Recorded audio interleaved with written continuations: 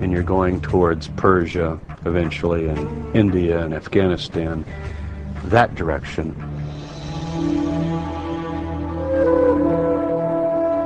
And if Jesus thought he was the Jewish Messiah, there was another reason why he might have traveled east. People forget that the Messiah's got to do essentially two things. Everyone remembers he's got to bring world peace and justice and defeat evil. That's all the way through the prophets. When the Messiah comes, he's the Prince of Peace. But the other huge task is he's got to gather all the scattered tribes of Israel back to the land of Israel. Now, this takes a bit of explaining, but it's not too complicated. The people we know today as the Jews are only one tribe, the tribe of Judah.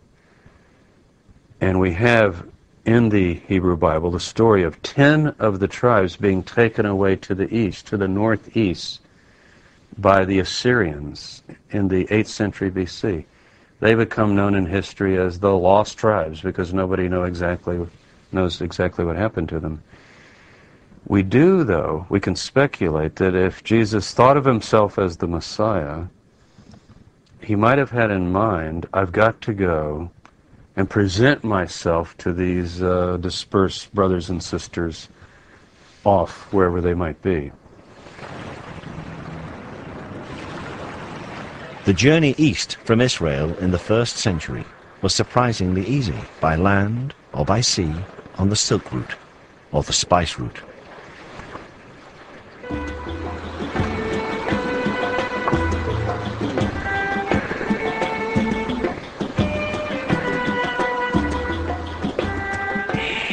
But if Jesus traveled or returned to the east, surely there would be legends, like those in the south of France, to support the idea.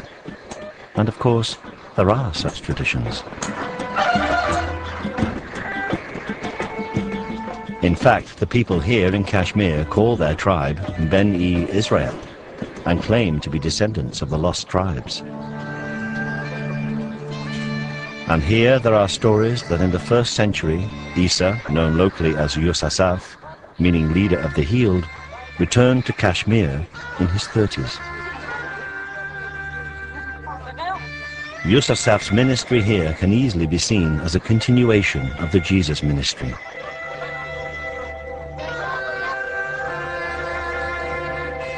In a local temple called the Temple of Solomon, there used to be an inscription which told of Yusasaf's claim, made about 50 AD, to be Jesus, the prophet from Israel.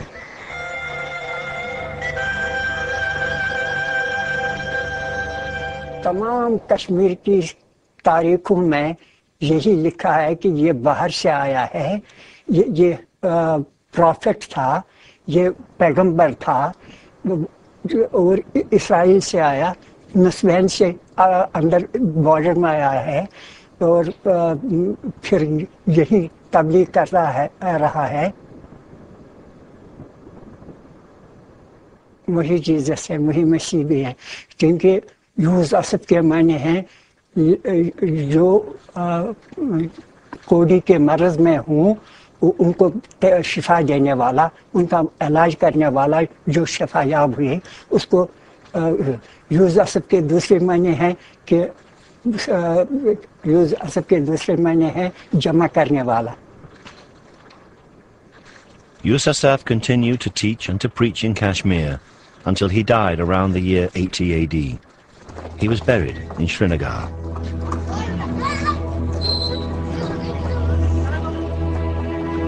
And this rather modest building is, they say, his tomb. The first shrine erected around the site was built in 112 AD.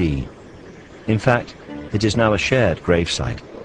In the 15th century, the Islamic holy man Syed Nazir ud-Din was also buried here. Although both the gravestones under the cloth point north-south in the Islamic tradition, the body of Yusasaf is buried beneath in a grave dug east-west in the Jewish tradition.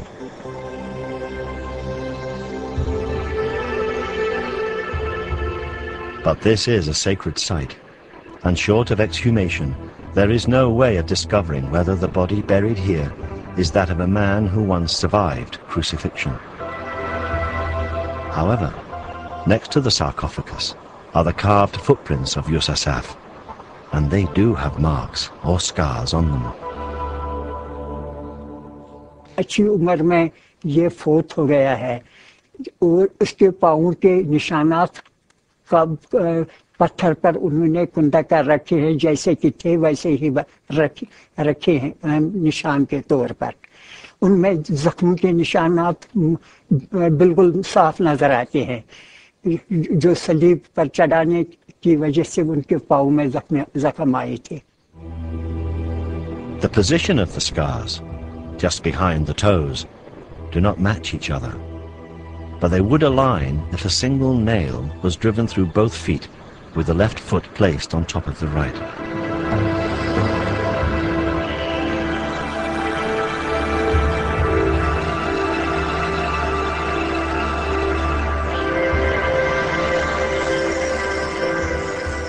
There are many who believe this to be the tomb of Jesus.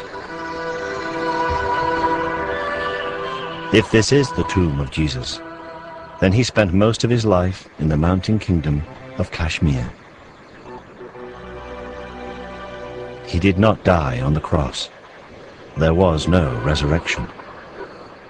He did not ascend into heaven, and he does not sit at the right hand of God. For many Christians, this would be the end of Christianity as we know it.